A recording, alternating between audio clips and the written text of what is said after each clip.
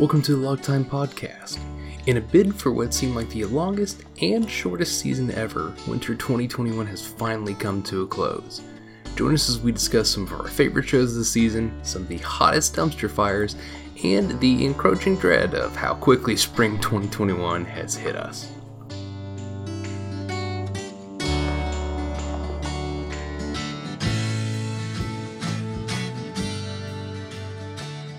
So did the winter season, feel as though it lasted absolutely forever to you, or was that just me? No, it definitely felt like the winter season was never going to end for a little bit there. I don't know, I felt like between, okay, so we had the podcast, right, about the beginning of the winter season, and then, it felt like that week span felt like between, I don't know, week 3 or 4, or whenever we did the podcast, between 6 and 7 felt like it was 4 weeks, and then between 7 and 10 felt like it was 8 weeks, and then the last 2 weeks felt like they were 3 weeks. It was just it felt like it was super elongated. It was for fucking ever. There was always something that was coming up every week or so that made things feel so much longer than they actually were. Didn't the ice storm happen during this that was anime season or some shit? shit? Yeah, that's when my power went out for several days. And then I got flooded in. Yeah, that happened too. Yep. That felt like it was forever ago though. Yeah, I know. It does not feel like it was a month within ago. The last few months. Fuck me, dude. Yeah. But hey, all that shit's over. And unfortunately, the winter season is over. There was a astonishing amount of shit that I was watching that season, and so much of it was very, very good. And I'm sad to see some of it go. Yeah, there was just so much good stuff. Not to say that, the upcoming season doesn't have good stuff either, but, I miss my knowing, my how do you describe it? The stuff that I know that is good already. Your familiar territory. Yeah. Yeah. As someone who has watched, I think, close to 20 shows from the spring season so far, I can assure you there is good stuff. It baffles me how you do that every single time. Again, you just make a calendar and decide what you're gonna watch and what you're gonna drop. I guess just that's be how consistent. But yeah, man, there were so many series that, kind of like you said, I knew were good, whether they were, coming from a really serious pedigree or if they were sequels to, stuff that I already knew was good. Yeah, except for one exception, but we'll talk about that. I don't know. It's weird. There were so many shows this season that felt like they tread some ground, maybe not new ground per se, but I felt like there were shows that addressed the themes and ideas in ways that other series hadn't before or haven't in a while. And there was, other stuff, kind of say Horimiya, that went over and kind of filled in some of the ideas that we've talked about, in previous podcasts about certain genre conventions and how a lot of shows fit in or don't fit into those. I don't know. It was just such a weird season with a lot of really cool contenders. Yeah, this season, it felt like every time you turned the corner, there was something new happening, and I was like, oh, that's cool, or, something that's that's, experimental, is what I would call it, not necessarily, in some, as you said, there's a couple particular cases, maybe it wasn't good, but, overall, still positive, experiments don't always turn out the way you want them to. Mm-hmm. So, but that's cool. I think that's something that the medium as a whole needs. It needs, a little bit of life injected into it. Yeah, I would definitely agree. Not saying that it's stagnant or anything, I guess, but just just getting some new ideas out there. Yeah, no. I definitely agree, and I think that if there was maybe anything that really exemplified that, like as a whole this season, it would probably be I would say Wonder Egg Priority. I think that was maybe the wildest show that came out of the winter 2020 season that I can think of. That show was crazy. Like at any given moment, I wasn't sure what was like sometimes I was even like, I don't know what's really going on. Like I felt like I was getting like bait and switch sometimes, and then like other times I felt like I was like, oh my gosh, I know what's happening. I'm like galaxy braining this, and then like I would be completely wrong, and then like there would be like so many ideas that were just like coming after episode, and I was just like, oh, okay, this week we're talking about, just, whatever. Like, it was just crazy. Like, we had some of the beginning episodes that were just, absolutely wild. And then, like, the later episodes were just, like, just wilder. It was just crazy. Yeah, the show doesn't ever stop.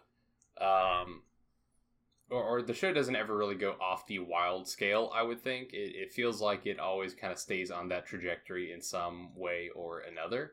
Mm-hmm. And I feel like that oscillates between, like, as wild and that, oh my god, I haven't seen this kind of trauma or abuse or a discussion of this discussed this way in a series before, to, holy fucking shit, what actually just happened? Kind of wild shit. Yeah. To, like, wait, how did we get to this storyline? I'm a little confused now. Kind of wild. Yeah. It really covered the whole spectrum there. Yeah. Like, who knew that we were going to have a whole episode dedicated to euthanasia? Like, that was not something I was expecting an anime to do. Like, yeah, my god. Like, out of all the things in anime, I was like, this was not one that I expected. Not expecting that at all. Yeah. Well, that's not to mention, like, the whole crazy shit that happens later, right? Like, oh my god. Like, okay, let's be honest. You're watching Wonder Egg Priority. Who thought there was going to be like a sentient AI involved in that story? Yeah, I know, right? Like a whole fucking Frankenstein subplot that takes over the back 2 episodes. Did that not like freak you out when you started watching that? Like by the end of that, I was like, oh, this is so cool. This is such a cool direction with this show. I didn't think this would have a subplot like that. And then by the end, I was like, I really didn't want that. That was that was fucking terrible. It's like, I wish I didn't have to watch that now. Oh, yeah. Dear. I mean, it was great. Like, don't get me wrong. Like, thematically, it was very interesting. But at the same time, it weirded me out. And I was just like, that's just something I just wasn't expecting out of this show. Okay. Yeah, that's a kind way of putting that. Yeah, I don't know. Like, I think that overall, it doesn't quite feel right to talk about Wonder Egg Party as a whole, as a sort of thing in the story in general, just because of the production issues and the fact that we're getting, like, the actual conclusion in, like, July or something like that. Which, man, I really wish we had that conclusion, but, I don't want anyone to, die for it, so, Yeah, there's that. I mean, yeah, I fully understand. It's perfectly fine. It's just I like Wonder Egg Priority a lot, but the back half of the show felt a little weird, and I think that it would have maybe made a bit more sense if we would have had that full conclusion. So again, it's kind of why I feel like I don't almost feel right talking about the thing in its entirety. So I guess I'm more just wanting to talk about, like, what we have up to this point without making, like, a real major judgment call. Mm-hmm. I think that it consistently brings up a lot of very cool ideas about, the different traumas that children face and the ways in which they are put into those situations, the ways they work to overcome them, and all that sort of shit. And I think, broadly speaking, it did a very interesting job with it. Yeah. And with that kind of being its central motif, it then felt a little weird to get the Frankensteinian back half there and to see it what felt like make a very strong veer to left field. Yeah, I felt like it did definitely come out of nowhere. As much as I did enjoy it, I was like, I'm really interested to know where they're going to go with this sort of thing. Because this does not really connect with what they've been doing, but I guess it's connecting somehow, sort of thing. I mean, like, I can definitely see how specifically, if you look at Wonder Egg Priority and look at one of its themes as the ways that parents, for instance, can traumatize their children and can be responsible for a lot of gnarly shit, I think you could view the Frill subplot at the end as an offshoot of that. But at the same time, it's also like, well, they definitely loved Frill and things like that, but also she just went nuts as a rogue AI, so, like, who knows? So I don't know. I feel like there's definitely some interesting stuff there, but at the same time, I feel like the more they tried to address the whole, like, Wonder Egg situation as a scientific creation, the more it felt like it kind of fell apart a little bit. Because it's just like where they were trying to, like, solve, like, girls' traumas and shit based on their own experiences. I'm talking about Akka and the other dude. And Uraka. Yeah, like, I think in concept it's a very interesting idea, but when they started talking about, like, we made the Wonder Eggs and all this sort of shit, it's like, wait, but how? How did you do this? How did you concoct this entire thing? And like, I was very on board for it when it was just this unexplained weird thing. And I'm like, yeah, okay, cool, that's fine. But and I kind of get this issue with a lot of series, with any series that kind of tries to, like, over explain its weird shit. Every time a series does that, it loses me pretty succinctly, because there's never an explanation that you can give to that is as good as it just is, for me. Do you know what I mean? Yeah, I guess I don't necessarily think like that, but I can see where you're coming from. Yeah, like, I think it just has to do a good job and to make a convincing argument in terms of world building, for me anyway. That makes sense. Yeah, because, like, I don't have an issue with it, like, at its core or anything like that, but I just feel like the way it all came together felt a little odd to me. But yeah, I don't know. I guess I was kind of okay with it, because, like, I felt like it was still, like, unexplained enough that it kind of left that mystery there, and it didn't feel like they were going to explain more of it, I guess. They were just like, well, this is kind of like our motivation for, guiding you guys, sort of thing. Like, this is like, okay. Like, I kind of looked at it like that. Like, I didn't feel like they were trying to explain, this is how the eggs are made, and, like, this is why we're doing this. I mean, I guess that's kind of what they were doing, but... but I guess I do see where you're coming from. I didn't need every detail explained to me, how are the eggs made? Like, where are they where are these girls coming from? How do we choose the girls? I don't think, that just... I don't care about the nitty gritty details. I like to know, like, oh, okay, like, you guys are doing this because of your own past experiences, sort of thing.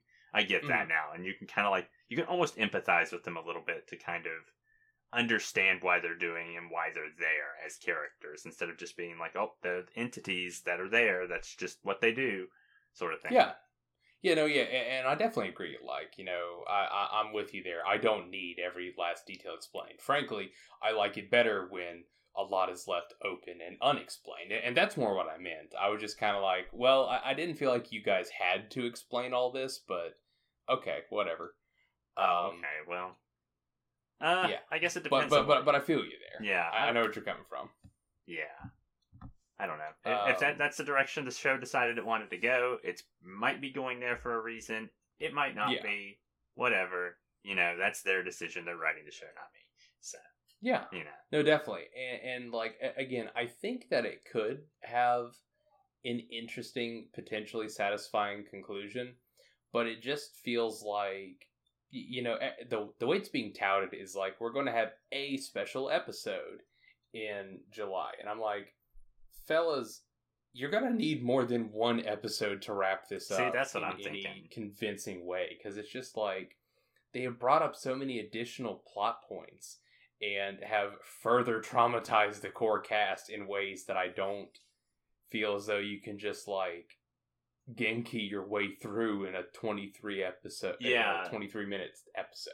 Like, see, that's kind of what was throwing me for a loop. Was I was okay with like the whole like Frill arc, but then like after like the I would say like maybe like end of 11 and the beginning of 12, like they really started to lose me because I was like, okay, like what are these extra creatures? What are they doing? What is like what's the purpose of all this? Like I was okay with the explanation. I was not okay with the explanation, but now we're going to introduce these weird insect creature killers that are named some bizarre things.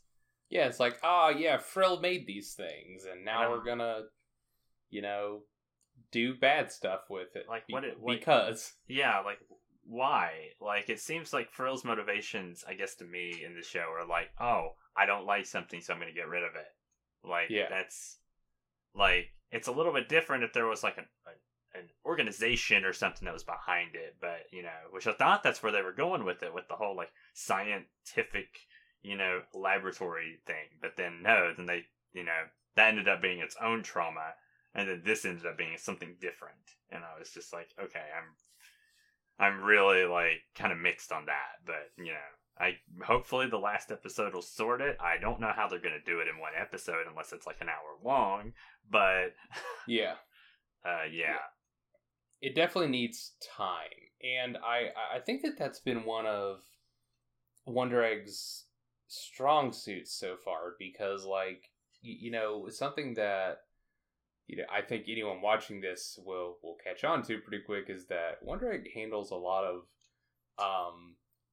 we talked about this a bit in the beginning cast, but like Wonder Egg handles a lot of really uncomfortable shit. And I feel as though it has done so in very tactful, tasteful ways throughout. Mm-hmm. But it's specifically been able to do that because it has given those different storylines and plot lines adequate time to be developed and fleshed out. Right.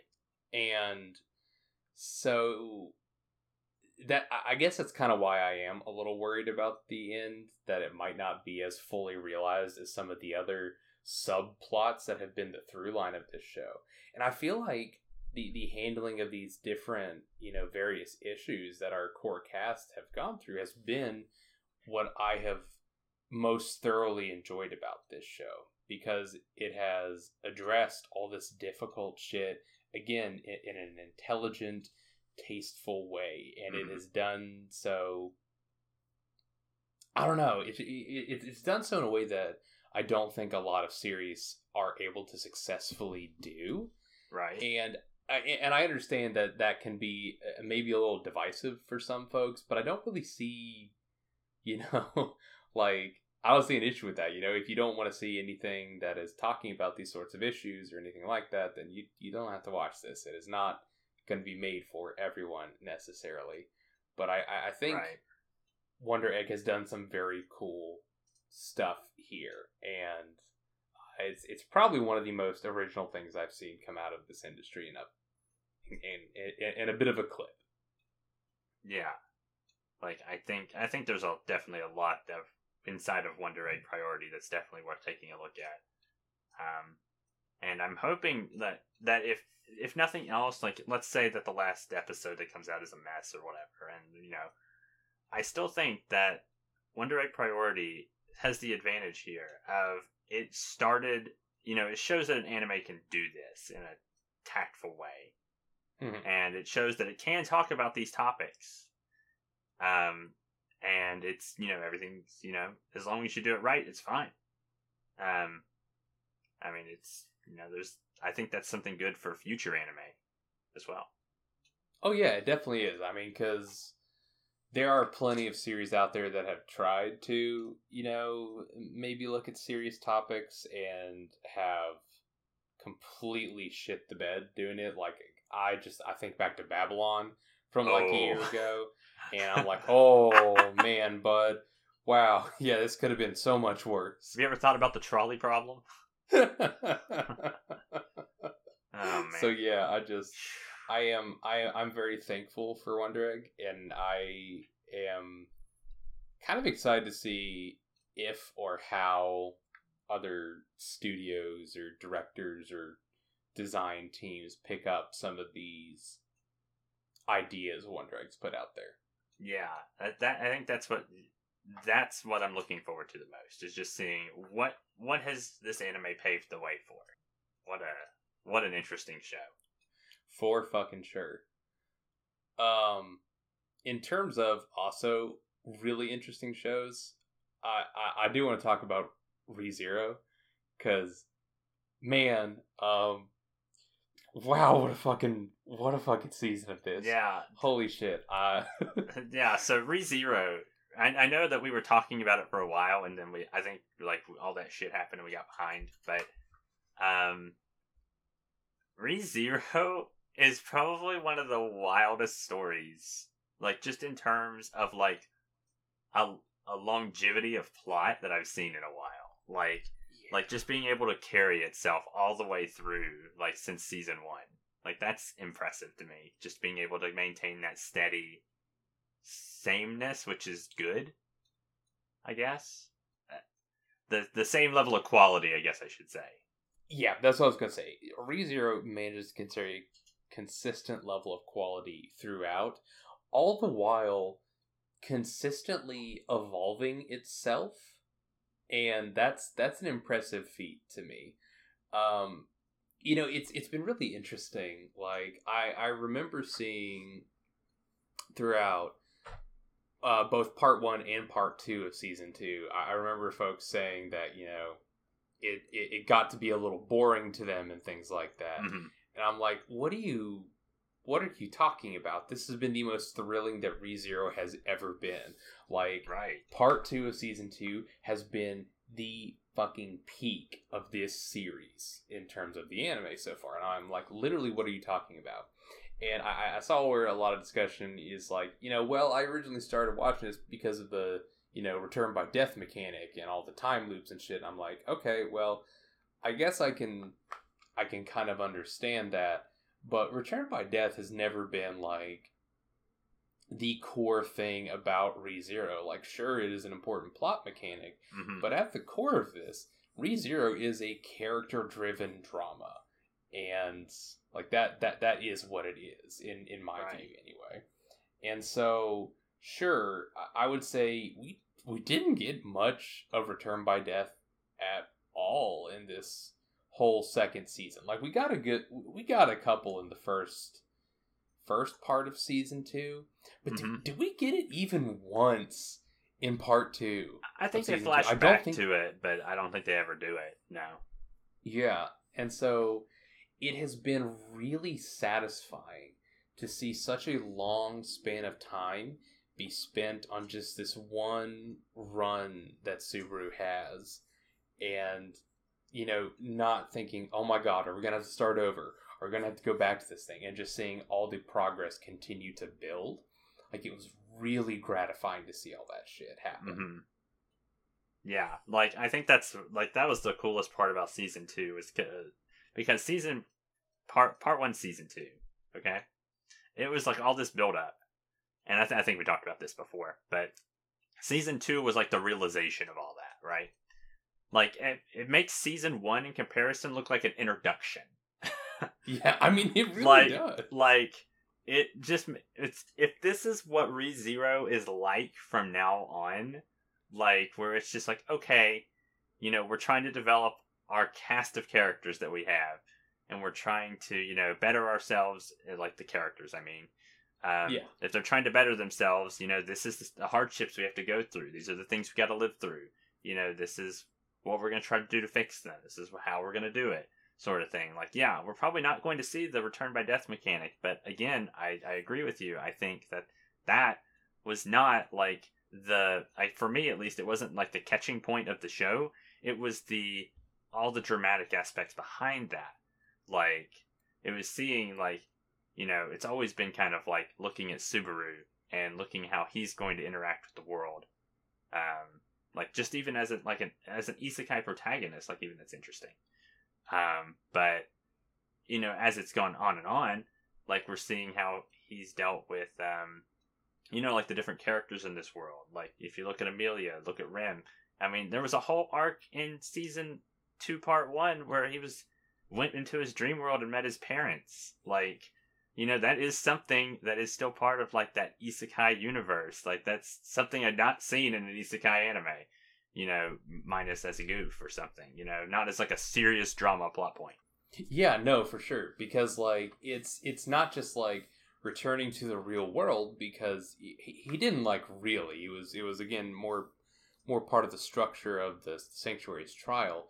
But what makes ReZero such a consistently great series, and not just an isekai series, but just a great series in general, is the amount of development and introspection these characters have. Because that whole return to, you know, his past for Subaru, that whole arc provided an incredible amount of development. And I think you're right. I think we did talk about this when we were doing that seasonal cast for part 1. But that kind of introspection and development has just continued to build in part 2 here. And it's not just on the part of Subaru. It is on the part of so many core members of this cast. Yeah. Like, holy shit, Amelia has become a fucking badass this season. I love her. She's great. Yeah. Yeah, she became incredible. Like, Rosewall had a surprising amount of development as well. And even Betty as well. Like, they all had really like fleshed out developmental arcs throughout this whole part. Yeah. And I have been just astonished to see how much they have transformed as characters. And none of it feels weird or out of place or out of character. It all feels natural for their own trajectories.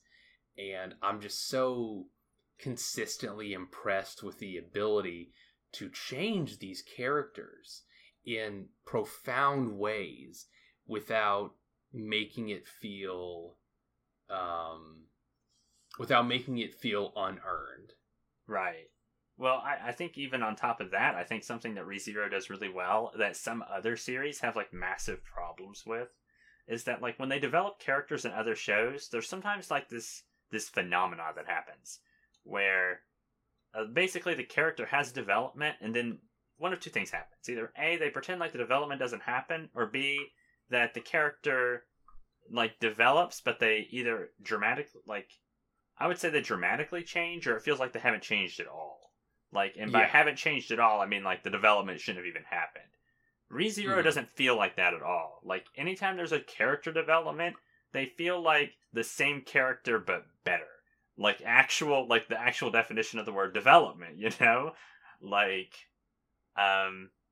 it just feels like I love these characters because they have like aspects that I love, but then like they, you know, something, you know, makes them better as characters, or they, you know, they develop, and then I'm like, wow, I love them even more now because that has really like strengthened their weak points, and you can see that they still feel like the character that you like, but they're also, I don't know, they feel, you know, like they're improving on themselves. It's like watching like a self I don't know what you would call that, like a self actualization sort of thing.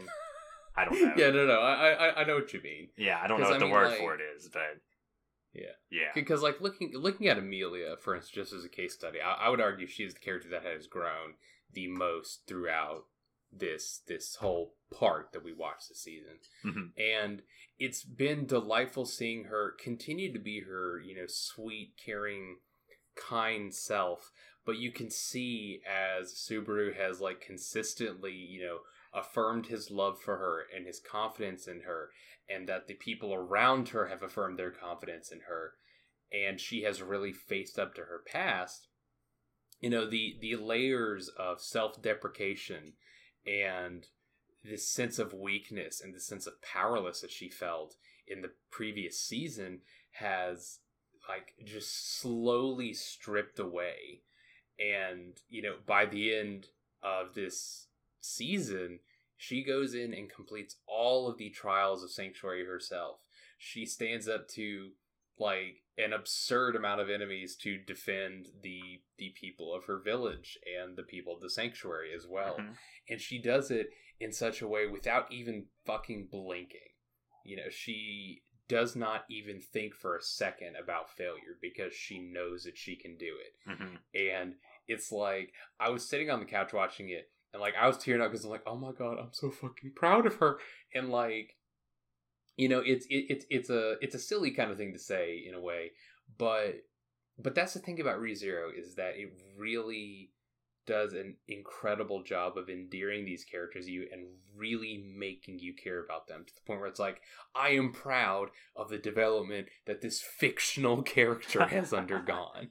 Yeah, it's like that. It's like that one meme where it's like, if I love this character, and if anyone touches them, I will kill everyone in this room and then myself, sort of thing.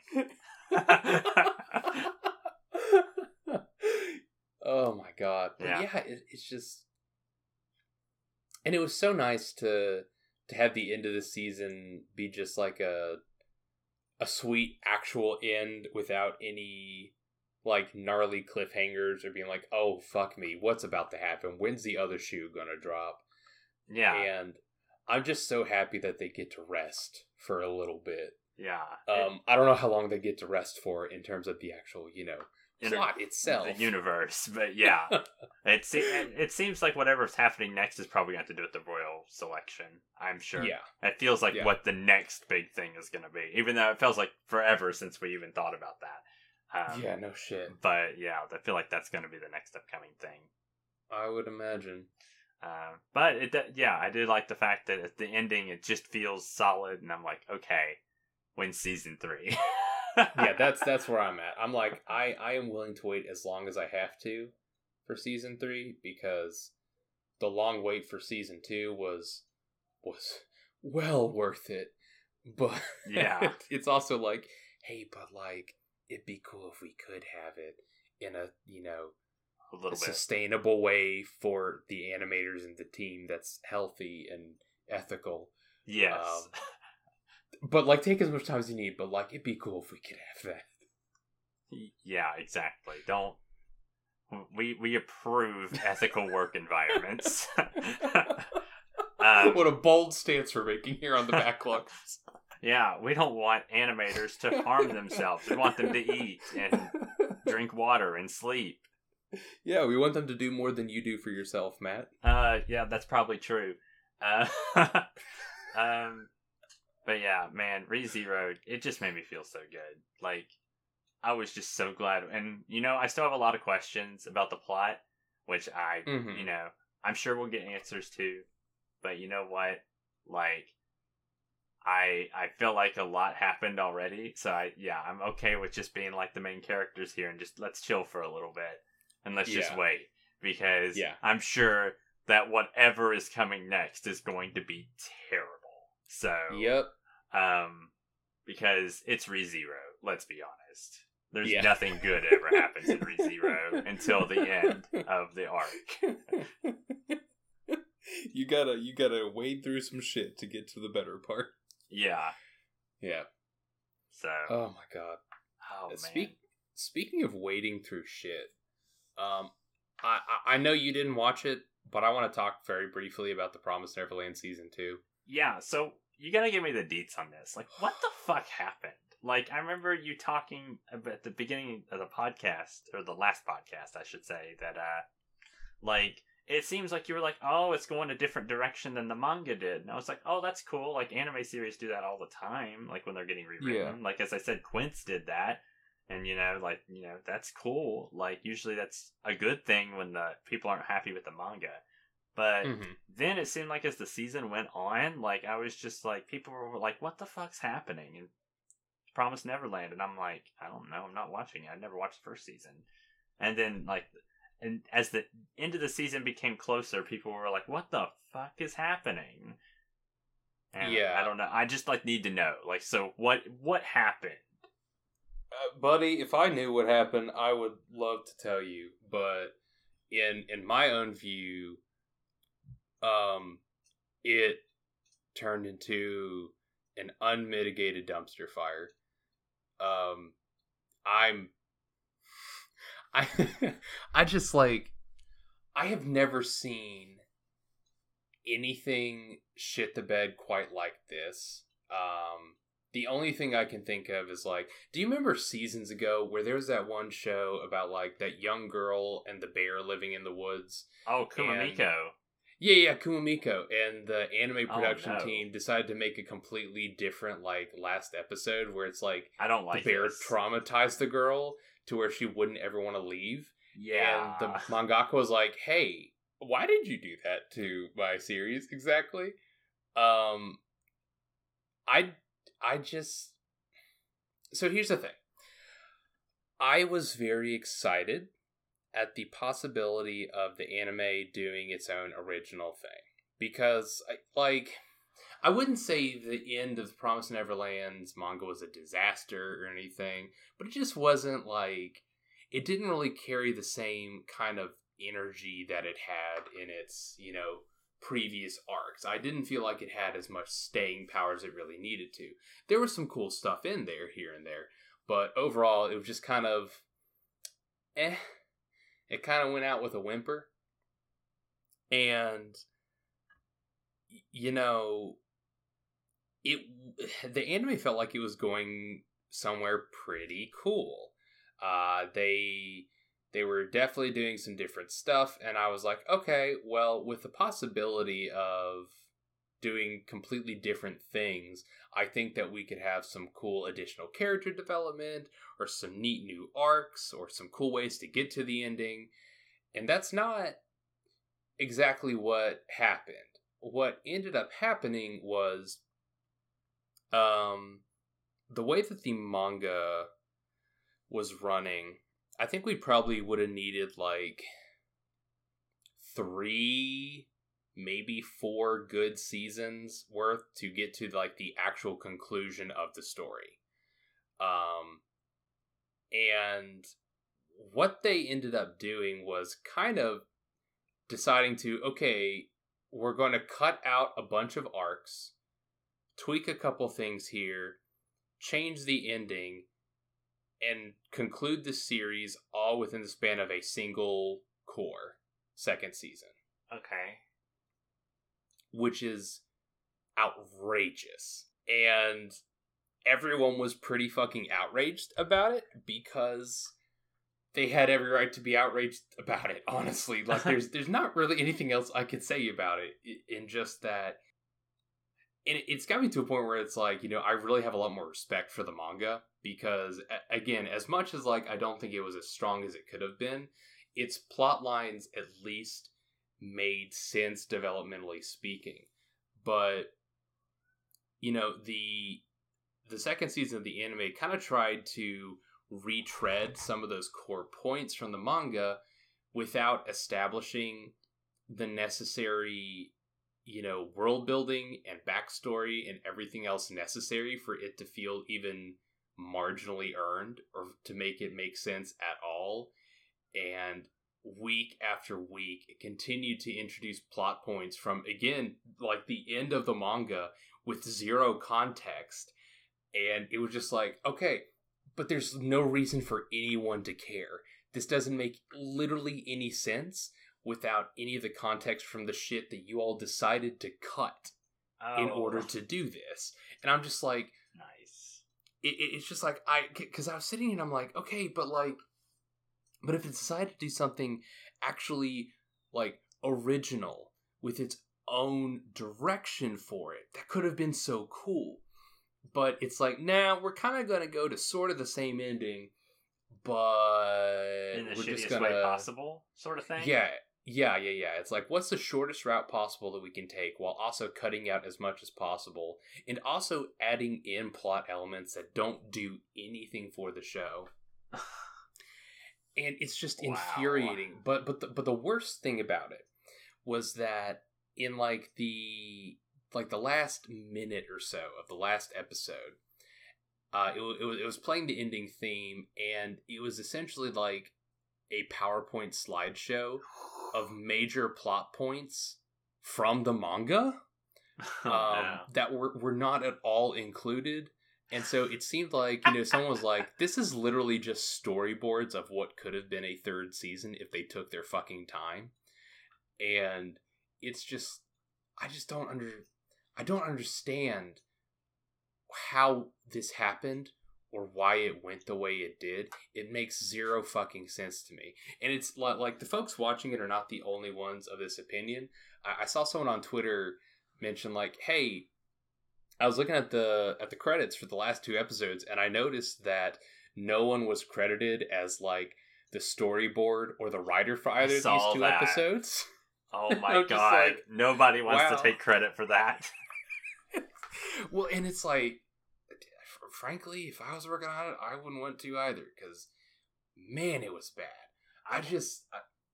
In a situation like that, I'm wondering if they were pressured by like a production committee in order to make it. So they're like, "Hey, so we need you to. I know that had like a different direction for this, but we need you to make it like the manga and like in this much time. Like that's it. Yeah, you have to do that. Also, we want these things in it." Yeah, I've thought about that a lot, and I think what it comes down to for a lot of series for me is just like, this is not the best, but with a lot of decisions for anime coming out recently, like Way the House Husband that just came out this season, where it is essentially like a fucking slightly animated manga as opposed to an actual animation. Yeah, that's what I've heard. That decision was done because the producer, he was like, hey, I like the manga a lot. Basically, don't change it from the manga. And it's just like, why? I took that literally. Yeah, it's just like, what the fuck do you mean? And so it's like, I don't know quite as much about what goes on in the anime production industry or the anime industry in general, so I don't feel like, fully qualified to say, man, X really shit the bed with this. But at the same time, it's just like, my god, man, like, this is a disaster. Isn't Promised Neverland Season 2, wasn't that a Cloverworks show as well? Like, not saying that has any connection to Wonder Egg Priority, because I'm sure they're completely different teams. But yeah, it's a Cloverworks show. It's weird, because I felt like Cloverworks was going to be based, and then, but, that's how it is. Yeah. That's just how it be. I mean, yeah, to be fair, like, Cloverworks had a lot going on this season, because they had Wonder Egg and Promised Neverland Season 2 and Horimiya. Yeah, so, like, I mean, what the fuck, maybe they overstepped their load a little bit, it sounds like. Especially, like, they probably could have just done Wonder Egg, and that would have been a lot. Yeah. But, then, you got the other 2 shows as well. Yeah, man, I don't fucking know. I don't know. That's not my forte. I'm sure Sakugaboru has some good stuff on that. Go read that stuff. They know a lot more about that than we do. They were just speculating. Yeah, I don't know, man. At this point, if anyone is even remotely interested in the Promised Neverland at this point, I can't believe I'm saying it, but I would just recommend just watch the first season of the anime and then just read the manga. If you have any stake in this, just do that. Don't even bother with season 2. Sounds like you're doing yourself a favor. Yeah, it's been a while since I heard of anime like shit itself that bad too. I cannot think of the last time that something like this happened with a series with such a pedigree. Like nothing this high profile has gone this poorly. With this much clout, as they say. Yeah. I don't know, man. Yeah, I think about it, it just fucking makes me mad at this point. Oh, man. Yeah. Interesting. As I said, it was just kind of like watching like a city explode on the outside for me. And I was just like, what's going on over there? Yeah, I cannot imagine what it must have been like for just a bystander. I was just like, I don't know. I saw that, and then I saw like, that thing where the storyboard and stuff didn't get credited. and they didn't put their name on it. And I was like, okay, that sounds really bad, actually. Yeah. Yikes. Yeah. Putting it lightly. Yeah. Ugh. Oh, man. I'm glad the other Cloverworks show did well, though. Yeah. Let's just talk about Horimiya. That's the it feels like that was the Cloverworks show that was, didn't have issues as far as I know. It might have. Yeah, as far as I know, I didn't really hear anything on the production end of things that was gnarly. So yeah, so that's positive. Yeah, it is. I really loved Horimiya. I think I said this in the beginning of the season cast, but Horimiya was just so refreshing just because of how it approached and handled romance and how it kind of shook up the kind of standard high school romance sort of formula and did its own thing. Mm-hmm. And I feel like it really succeeded in doing that throughout the season. So I was really happy to see that it was able to keep that general ethos up throughout. Mm-hmm. Horimiya makes me nervous though. Okay. I'm gonna be honest. As watching Horimiya, I'm like, I love this. This is great. But then I was like, oh god, this gives me anxiety all the time. So I was like, okay, so that may be accurate. Just one of those things where it was just like, you nailed it, but I don't like it. I mean, I did like it, but I kind of, whatever. You know what I'm It's just like it's throughout. It's great, but you're also feeling like, okay, but they have established that another shoe could potentially drop at any point, and it could be catastrophic. Yeah, and it never is, but it always feels like there's a threat there almost. Yeah. And I don't know why that is, because it's never like there was anything that really completely went nuclear for any longer than half an episode before getting resolved. Because again, it was very, very good at that. It was addressing things in a mature, responsible way among folks that aren't just going to be misunderstandings the anime. But even despite that, I was still keyed up to thinking okay, whose heart is going to get shattered? Yeah, it was almost too many good things are happening. I'm nervous. Yeah, yeah. No, I feel you there entirely.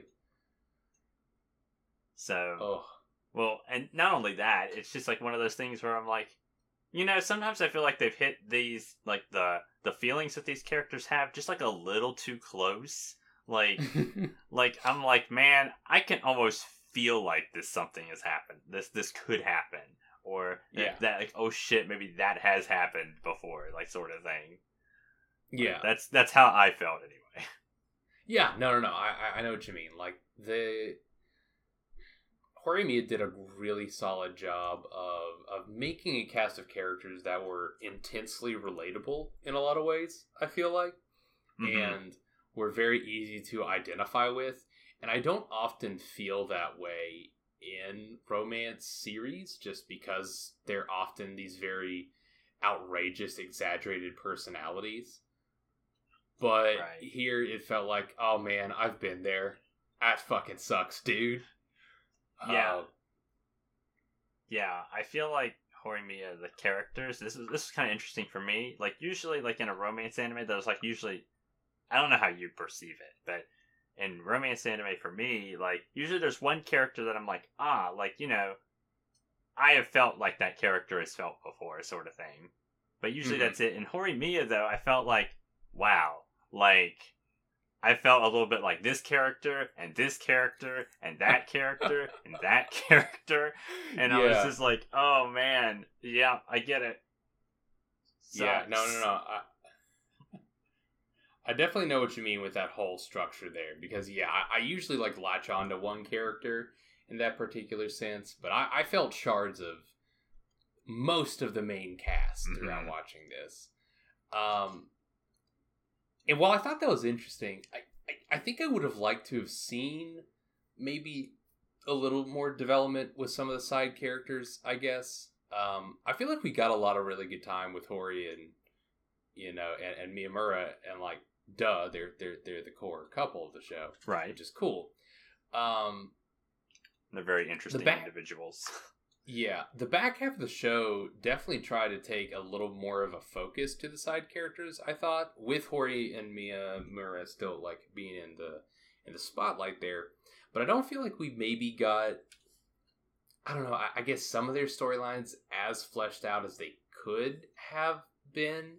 It kind of felt like, little vignettes or look into their lives, and we're just peeking in for a moment. Mm-hmm.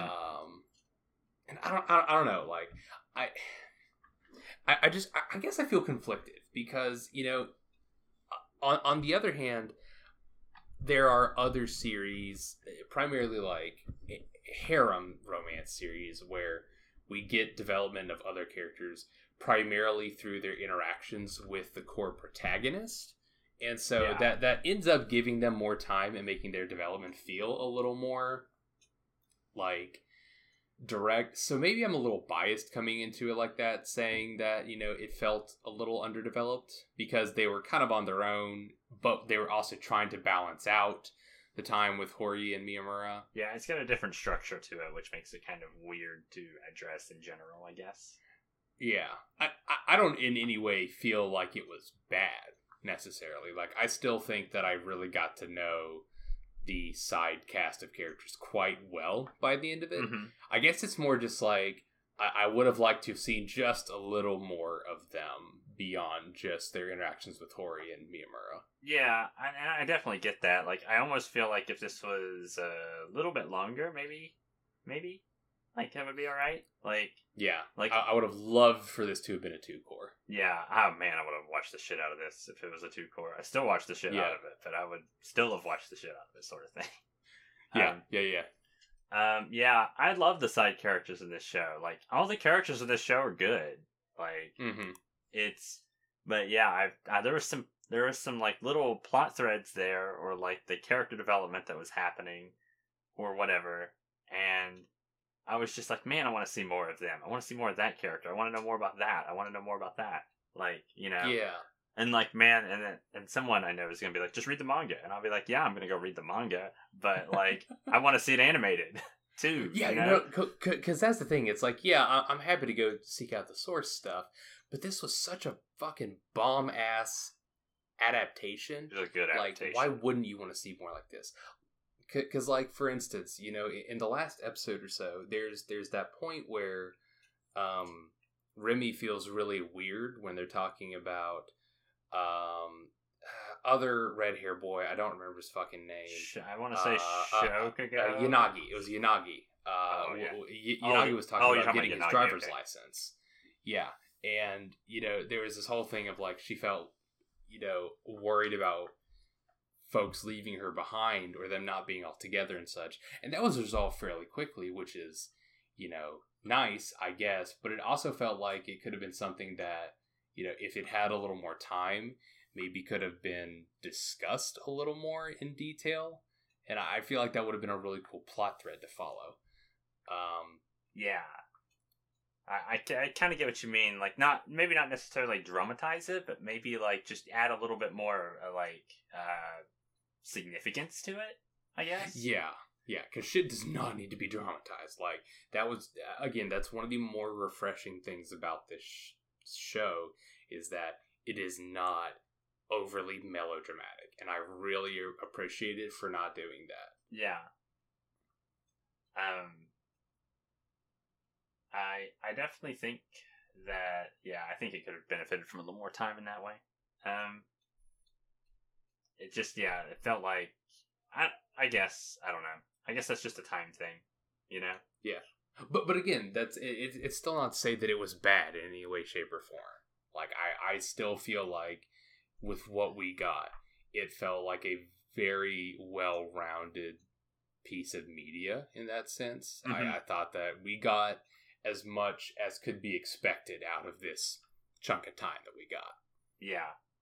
Like, I think that, it was good. Like, I love Horimiya, Mm-hmm. So, it's one of those things that I wish I had more of it to consume, and I wish it would just be, I just want more of it. Spend more time with the characters, and to see a little bit more of them come out, Mm-hmm. I guess. Yeah, no, I feel you there. And it's one of those things that also makes me think, like, well, if this got a second season, like, what would that look like? Because they've all graduated at this point. And, so much of what made this series great was the whole cast, like, group dynamics and such. And they'd inevitably be inevitably be split in some way. And then there's a whole, Miyamura just basically asked Hori to, like, marry him a couple episodes ago, and they're probably going to follow that plot line and a bunch of other distinct stuff. And so I'm just like, what does Horimiya look like beyond the school setting? Yeah, and that's a good question. And you know what? This actually brings me. You just made me think of a really good point. So, people are always talking about like high school anime, and like how a lot of anime can not be set in high school and work. Mm-hmm. I think this is a prime example of showing that high school anime as a genre doesn't have it.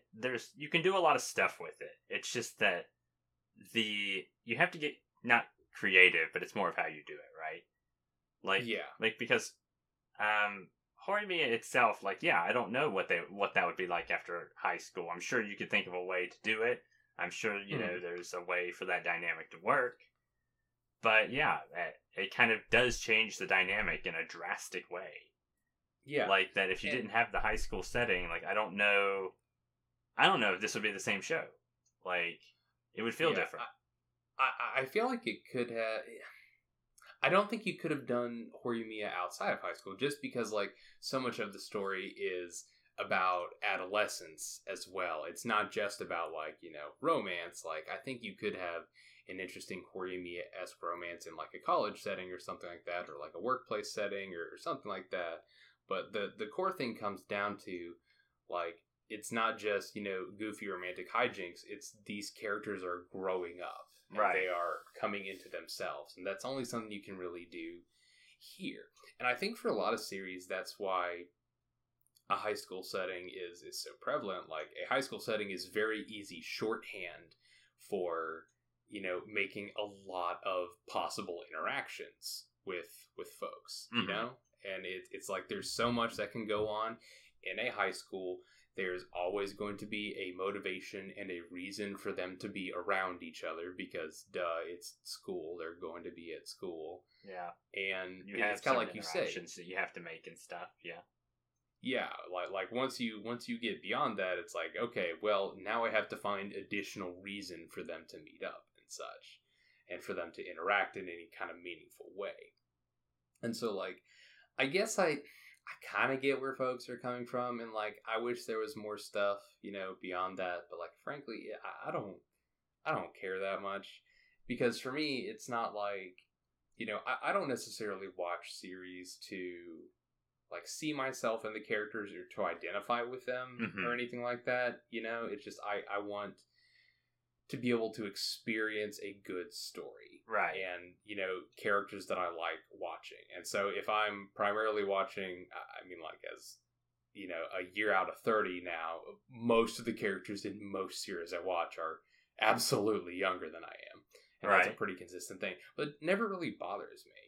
It's just like, it's a story. This is how people live. This is how characters like I went through this. Everybody goes through this. Sort of thing. Yeah. Like, it's just a story about people growing up and changing, and like, and that's not to say that all high school anime are about that, but no, they're definitely not. I'm just saying that, like, I just want to see a good story take place, and that's the reason I'm watching it. If I wasn't watching it for the good story, like, why am I watching it? And for no reason, like, And I mean, like, it's perfectly fine to want to watch stuff with the intent of identifying with folks. Like, I don't think there's a problem with that. Right. But at the same time, I think that if that is such a major metric for you, then you're going to obviously encounter a lot of problems with a lot of the media that you consume, and you're going to wish that a lot of it was different. And I mean, like, again, that's fine if that's what you want to do, but I can't imagine that that's a terribly inviting, enticing way to approach your entertainment. But again, that's just my thoughts. Yeah, this is a small tangent I was thinking about. So, like, that just but like spur of the moment, something you said, just like I was like, "Whoa, that's cool." I don't know. I thought Horimiya was a good show. I liked the characters. Show was good. I'd watch more of it. Is there gonna be more of it? Probably not with that ending. So I'm gonna have to go hunt down the manga again. Yeah. But I would definitely recommend it if you're interested at all in a romance series, or anything quite like that. Even if you're looking for like a kind of chill show, I would say Horimiya is a chill show. It was pretty. There are a few minor moments here or there that are like, ooh, what's gonna happen? And it's like, okay, here's what happened. Yeah. So you don't have to really worry about it too much. It's not super stressful. You could probably watch it after a day of stress, and you'd be like, okay, this is still pretty okay. Yeah. It's good shit. Good shit. I like Horimiya. Were there any other shows from this season that like you wanted to shout out a little bit, or anything that you were really into? Quince is pretty good. Yeah. Quintessential Quintuplet season 2? Yes. Because the first time you said Quince, I was like, what the fuck is Quince? And I had to sit there for like a minute, and I was like, oh, yeah, sorry. I forget that I always see people refer to it as Quince. Like, everybody knows what that is. And yeah, I forget that, people don't know what that is occasionally. Or most people probably wouldn't know what that is unless you're watching it. But yeah, that show is really good. There definitely seems to be a lot of action in that show. I think I want to say it's getting a 3rd season. I feel like I heard that somewhere. No shit. Yeah, I think that's right. I hold on, I'm Googling this now because I hope I didn't make that up or just like misremember that. Yes, it is. It's getting a season 3. I really do need to just get around to watching that. Like, I've heard so much good shit about it. Yeah, Quince is very fun. It is a very fun show. Also, Tomozaki. Apparently, I didn't quite get to the end of it, but it gets better every week, sort of thing. Really? Yeah. Wow. So okay. It really like just steps it up a notch every week, and I love that. So. See, that's delightful to hear. It didn't hold my attention enough for me to go like that far beyond the first episode, but it's nice to hear that it continued to build. Yeah, I like the fact that it continues to build, and I hope to finish it like really soon, like hopefully the next day. Yeah, so if not, there's a light novel that's been out for a while. Mm-hmm. So. That's my 2 shout-outs because they're good shows. So yeah, I got to do a couple here. Skate the Infinity was probably not the biggest surprise of the season for me. That was Heaven's design team, but Skate the Infinity was such a consistent delight every fucking week, and I just loved seeing these dum-dums do fun skateboarding shit and have it become consistently more outrageous as each week went on. Man, it's fucking fun. Sounds wild. I saw some memes and near the end there, but apparently that like I heard of some kind of meme. Like there's like the "Are you winning, son?" meme. Like there was like something that was reminiscent of that near the end. Probably something like that. I don't know, but man, it was good. Like. It's the most fun, like, extreme racing anime I've seen in a while. Extreme racing, that's interesting. Not what I would have thought. Initial D but skateboarding. It's batshit insane. It's That's ridiculous. amazing. It's so fun. My biggest surprise this season was definitely Heaven's design team, which is basically that's that animal show, isn't it? The one where they make yeah, weird animals? yeah. God was making the earth and the heavens and shit like that, and then he got around to animals and was like, "This is a pain in the ass. I'm going to outsource it." And so, like, it's basically just, this angel Shimoda, and then he's, kind of the oh my god, the middleman between God and the design team that he's working with. And it's just like, there's a lot of weird shit that you learn about animals that scares the fuck out of you, I think.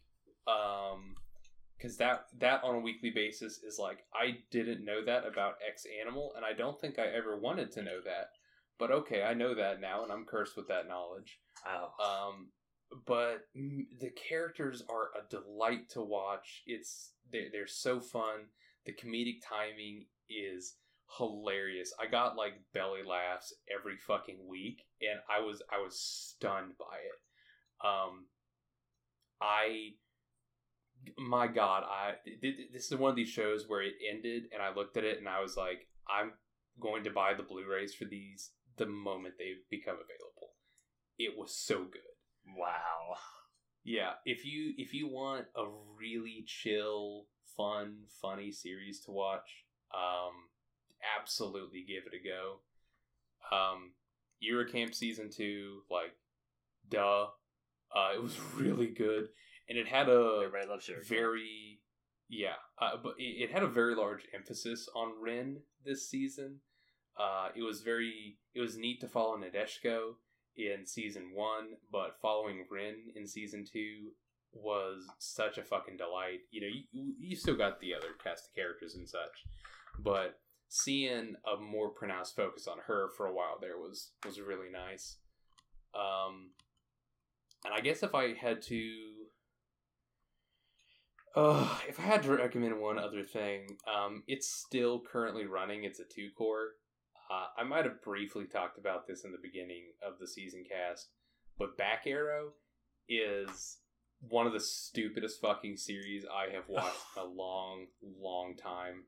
Again, just interesting. Yeah, just as a very brief sort of thing. Again, it is written by the guy who wrote Gurren Lagann, and is directed by the guy who directed Code Geass and a bunch of other shit, Goro Taniguchi. So it's going to be off the rails, is what you're saying. It is absolutely fucking bananas every single week. Lisa did the opening for the first season. They got Flo to do the ED for the second season. That's sick. You know that's going to be good. Yeah, it's...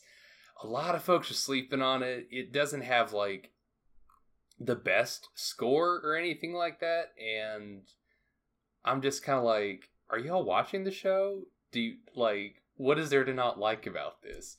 It feels like very mid-2000s, and I really appreciate that a lot. It's mid-2000s mech bullshit, and it is... Oh my God, it's a delight. And I'm just like, I still have it for the spring season now too.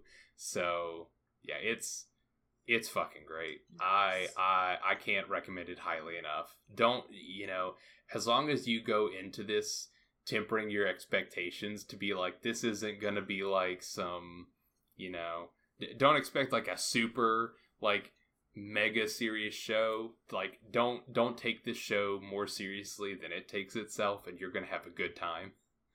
Nice. So that sounds like a funny show. Yeah, it's funny, but it has a surprising amount of heart and character to it, and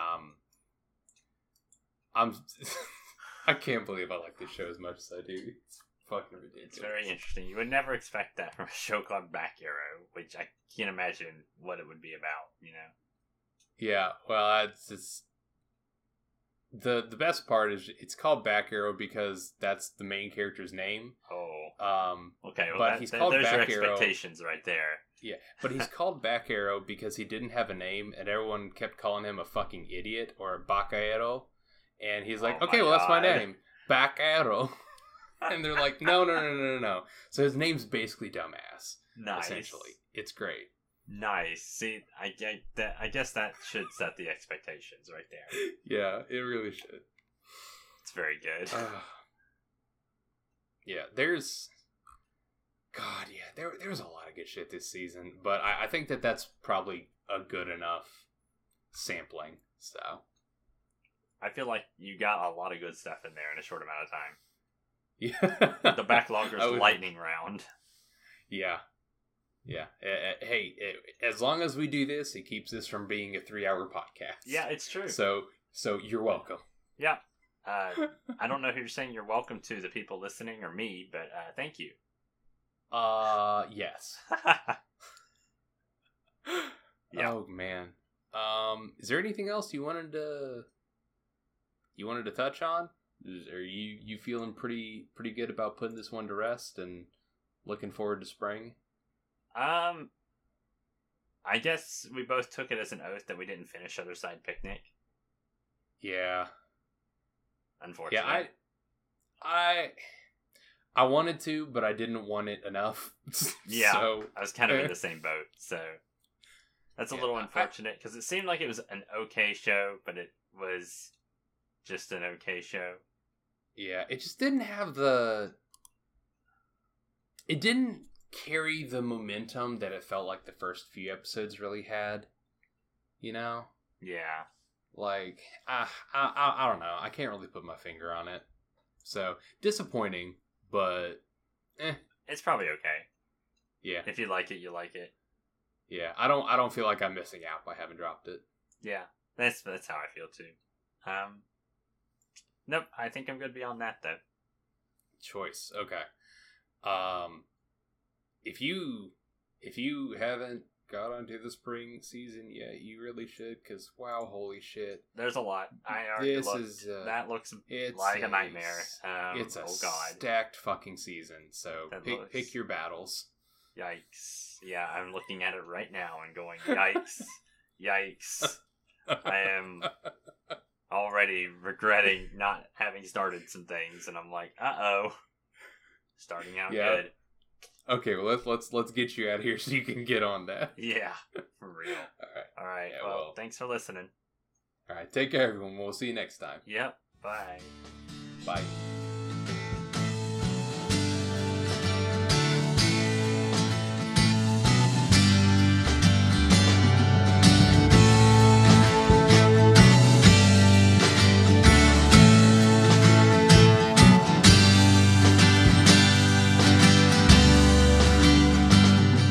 Hey, thanks for listening. As always, you can find all our podcasts, articles, videos, etc. at thebacklogers.com. Our intro and outro song is The Bear by Shell in the Pit, who you can find on Spotify and Bandcamp. And we'd love to hear from y'all in the comments on our site, on the podcast platform of your choice, or by making the worst sequel season possible. Not recommended. And as always, we're on Twitter at @the_backloggers, so pull up a log and stop in for a bit.